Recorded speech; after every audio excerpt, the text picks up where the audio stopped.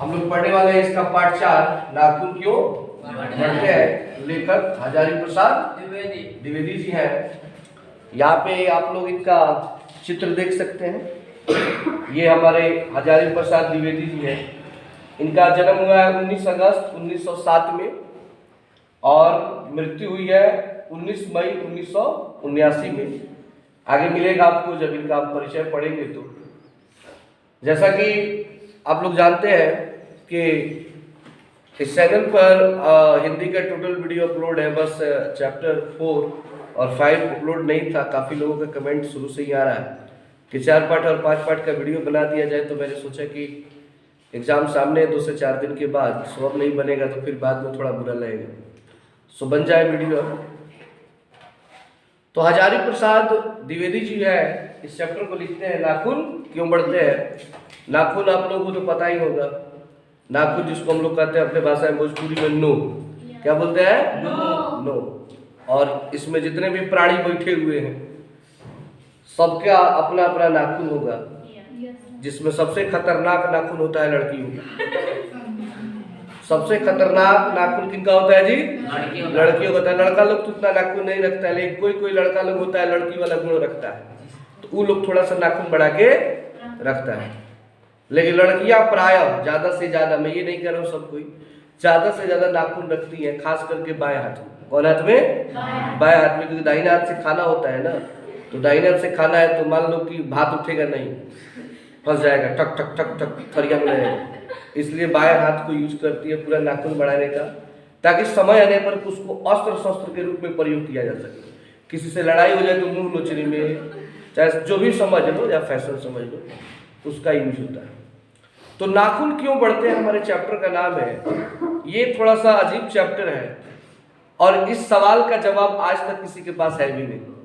ना आपने कभी इसके बारे में सोचा होगा, ना हम खुद को खुद पता है कि भाई ये नाखून बढ़ता क्यों। आप लोग कभी सोचे हैं कि नाखून क्यों बढ़ता है? किसी को पता नहीं कि नाखून क्यों बढ़ता है।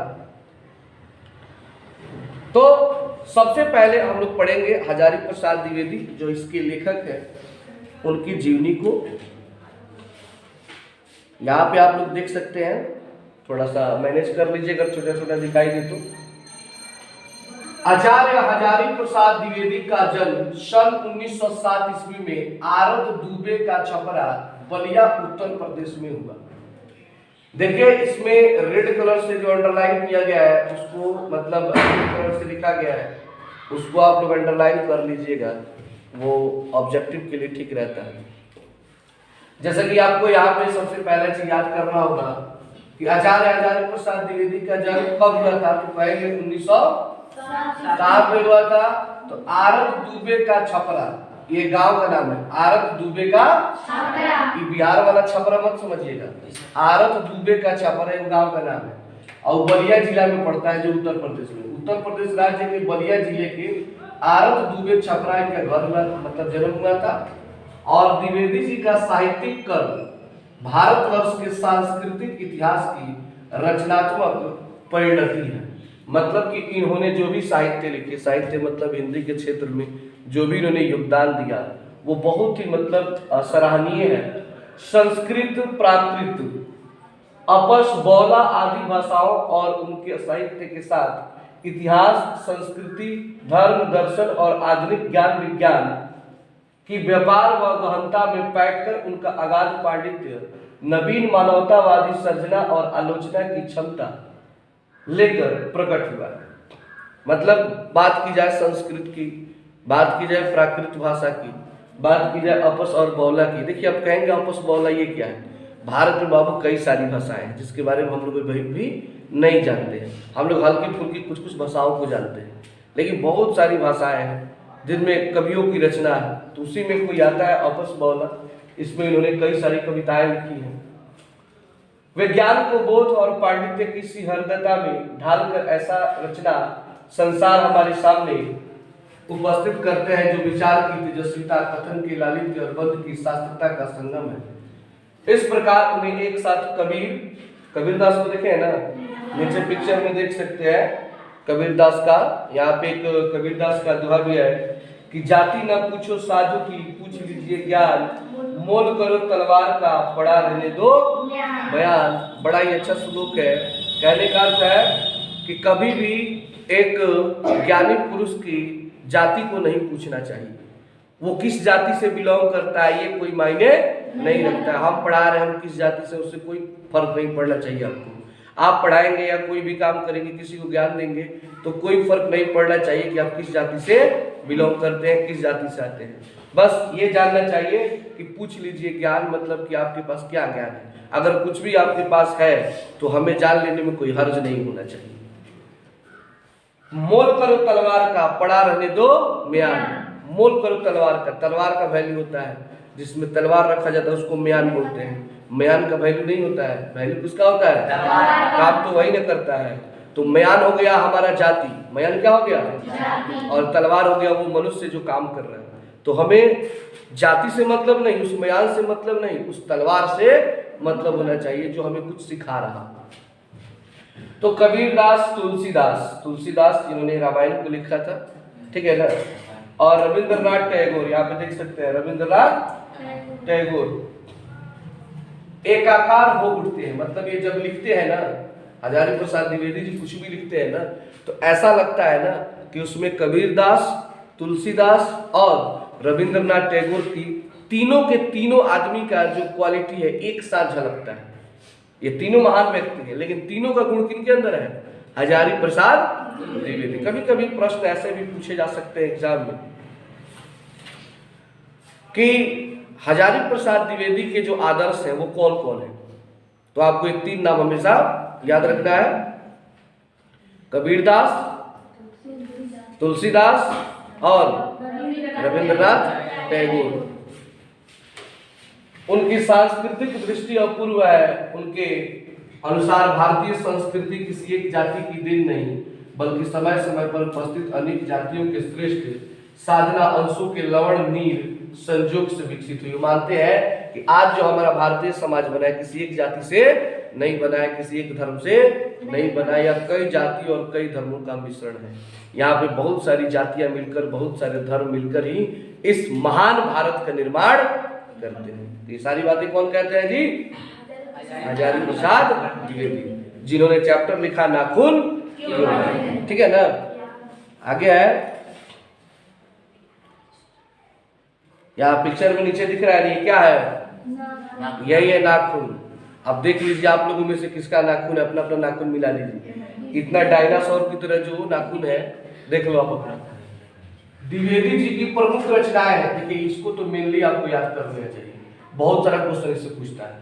तो द्विवेदी जी की प्रमुख रचना कौन कर रहे थे? पहला है अशोक के फूल, अशोक के कल्पलता, विचार और वितर्क, विचार प्रवाह, आलोक पर्व, प्राचीन भारत के कलात्मक विनोद, बाण भट्ट की आत्मकथा। कभी कभी क्वेश्चन ऐसे पूछता है कि प्राचीन भारत के कलात्मक विनोद के रचनाकार कौन है? तो आपको याद रखना होगा हजारी प्रसाद द्विवेदी। ऐसे भी क्वेश्चन कभी कभी पूछ देता है कि प्राचीन भारत के कलात्मक विनोद क्या है? निबंध है, कहानी है, एकांकी है, जीवनी है। तो याद रखना है क्या है वो? निबंध है।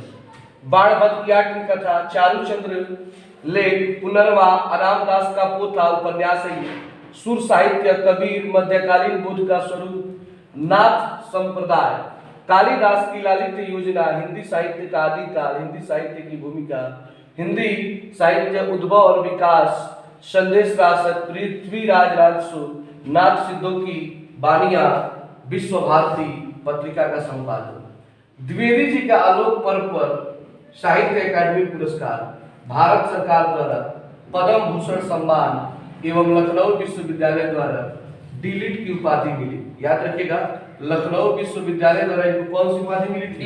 डीलिट की उपाधि। ये लाइन बड़ा इंपॉर्टेंट है, ठीक है। और फिर इनको भारत सरकार द्वारा पद्म भूषण सम्मान भी मिला हुआ है, पद्म भूषण सम्मान भी मिला हुआ है और इनको डीलिट की उपाधि भी मिली थी। वे काशी हिंदू विश्वविद्यालय जो बनारस में, कहाँ पे है? काशी हिंदू विश्वविद्यालय, जिसका नाम है BHU। क्या नाम है? BHU, बनारस हिंदू यूनिवर्सिटी उसको बोलते हैं, या बनारस को काशी भी कहा जाता है। तो काशी हिंदू विश्वविद्यालय, शांति निकेतन विश्वविद्यालय, शांति निकेतन जो रविंद्रनाथ टैगोर का कलकत्ता में है, चंडीगढ़ विश्वविद्यालय आदि में प्रोफेसर एवं प्रशासनिक पदों पर रहे। देखिए ये कहाँ कितने महान महान जगहों पर इन्होंने पढ़ाने का काम किया। और सन 1979 में दिल्ली में उनका क्या हो गया, निधन हो गया। याद रखेंगे उनका निधन कब हुआ था, 1979 में। और कहाँ पे, दिल्ली में हुआ था। तो यहाँ पे ये जो खतरनाक नाखून दिख रहे हैं, आपको लग रहा है किसी लड़की का ना हाथ है, ये किसी लड़की का ही हाथ होगा, ठीक है ना, क्योंकि झगड़ा करते हैं तो इन लोगों से लड़ा नहीं जाता है, तो अंत में इसी शस्त्र अस्त्र का प्रयोग करके सामने वाले को हरा देती है। क्योंकि मान लो किसी को बकुटना शुरू कर दोगे तो आदमी ना कोई होता है भाग जाएगा चुपचाप। आ लड़कों के पास होता है हथियार सबसे बड़ा उन लोगों का झोटा पकड़ना, ठीक है। जब बखोरना शुरू करते हैं तो झोटा पकड़ लेंगे, दोनों का अक बक बंद हो जाए, तो दोनों आदमी सरेंडर करता है, मैच ड्रू, अब रहने दो, कोई नहीं जीता कोई नहीं हारा। इसलिए लड़कियां सब अगर नाखून नहीं भी रखी हो तो बढ़ा लेना, नहीं तो ये जो पार्टी है खतरनाक पार्टी है, केस पकड़ने वाली पार्टी है।